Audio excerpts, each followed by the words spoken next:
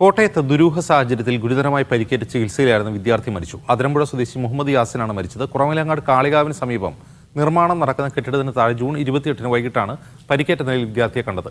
ദുരൂഹത അന്വേഷിക്കണമെന്നാവശ്യപ്പെട്ട് ബന്ധുക്കൾ രംഗത്തെത്തി. ജോസി ബാബു വിവരങ്ങളുമായി ചേർന്നു. ജോസി, ഇതെന്താണ് സംഭവം?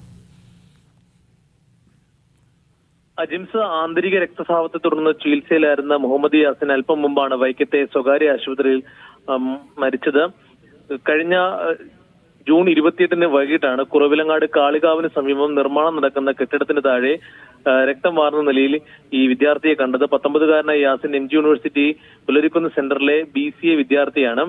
വിദ്യാർത്ഥിയെ പോലീസ് തന്നെയാണെന്ന് ആശുപത്രിയിൽ എത്തിച്ചത്. കുറവിലങ്ങാട് പോലീസാണ് കോട്ടയം മെഡിക്കൽ കോളേജിൽ എത്തിച്ചത്. അന്നു മുതൽ ആരോഗ്യനില അതീവ ഗുരുതരമായി തുടരുകയായിരുന്നു. പിന്നീട് വൈക്കത്തെ സ്വകാര്യ ആശുപത്രിയിലേക്ക് മാറ്റുകയായിരുന്നു.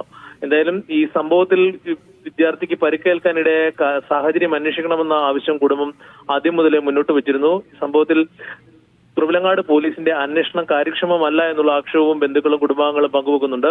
ഇക്കാര്യം ആവശ്യപ്പെട്ടുകൊണ്ട് അവർ ജില്ലാ പോലീസ് മേധാവിക്ക് പരാതി നൽകിയിരുന്നു. ഇതിന് പിന്നാലെയാണ് ഇന്നിപ്പോൾ ദാരുണമായ മരണ വാർത്ത പുറത്തു വരുന്നത്. എന്തായാലും ഇതിന്റെ തുടർ നടപടികൾ കുറവിലങ്ങാട് പോലീസിന്റെ മേൽനോട്ടത്തിൽ നടന്നു വരികയാണ്. ശരി ജോസി.